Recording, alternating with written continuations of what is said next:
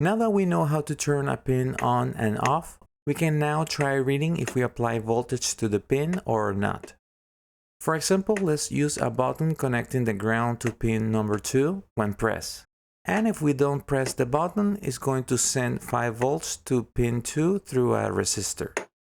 The reason for this resistor is to not let the input pin floating not connected to anything, which will cause weird readings. This learning shield has the resistor included, so you don't have to worry about this. But in case you want to connect your own button, this is the way to do it.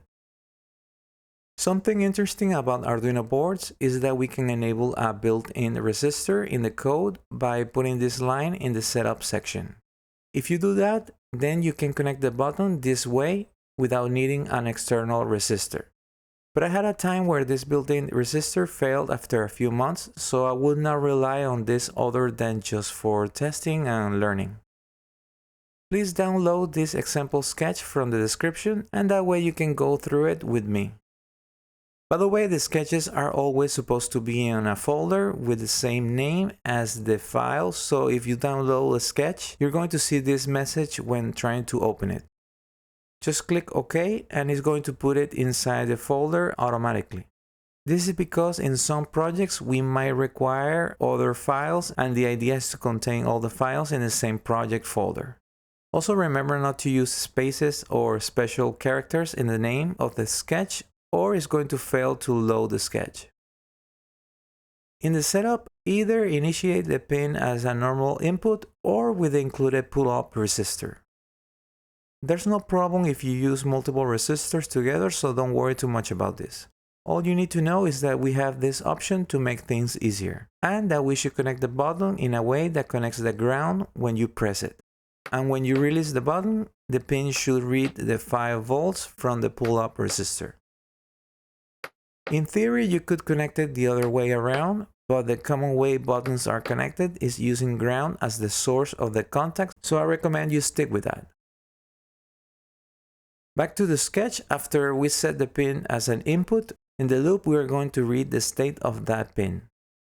If the pin receives 5 volts, it's going to return high. And if we connect the pin to ground, it's going to return low. To make things easier, we usually store these values in a variable. Think of a variable as an object that we can give a name and a value. We usually create a variable on the top of the sketch before the setup, but in this example I created the variable in the loop. There are many types of variables, but for now let's just use the integer expressed as int, which is the most popular one. And we can give it the name button state1. Just remember to not use spaces or weird characters in the name.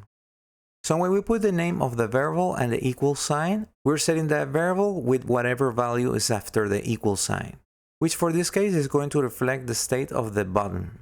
High when we leave the button release, and low when we press the button. What can we do with that? Well, we can use an if statement that goes like this.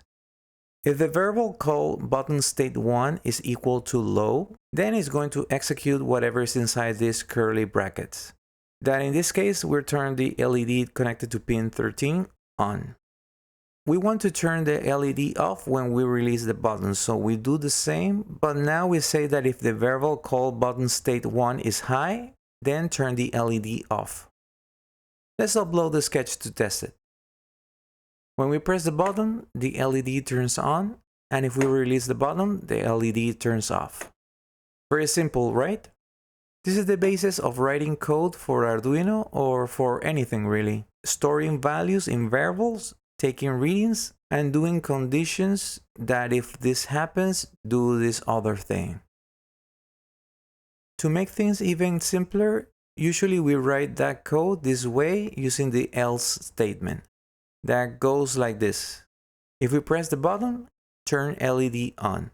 And we can optionally add the word else, that it will execute whatever is inside the curly brackets if the previous statement is false.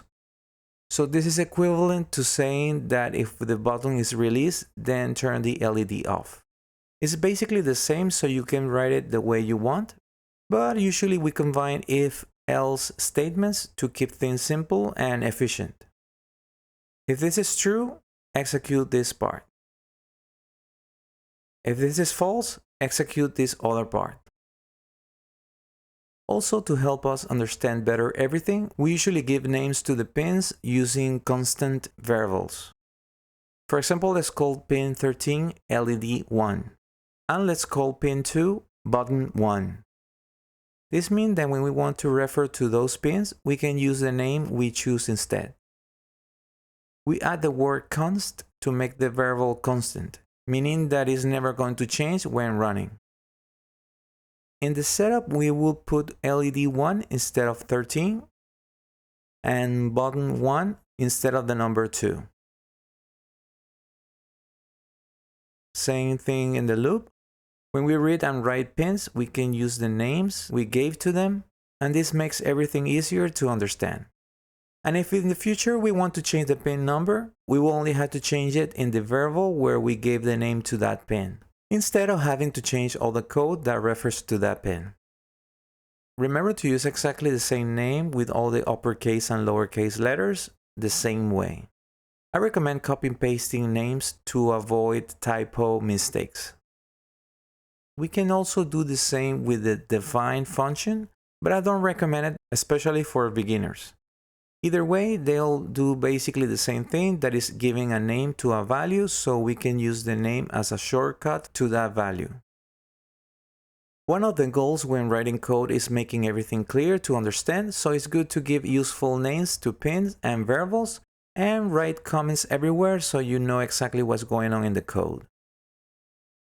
We use the equal sign of the if statement, but there are many other comparators that we can use. I list them at the top of the sketch, and we can even combine conditions. For example, if value A is greater than value B and value C is less than value D, and so on.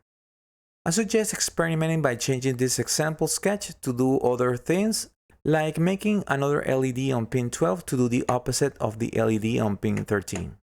That way you'll get more familiar with the structure of writing code.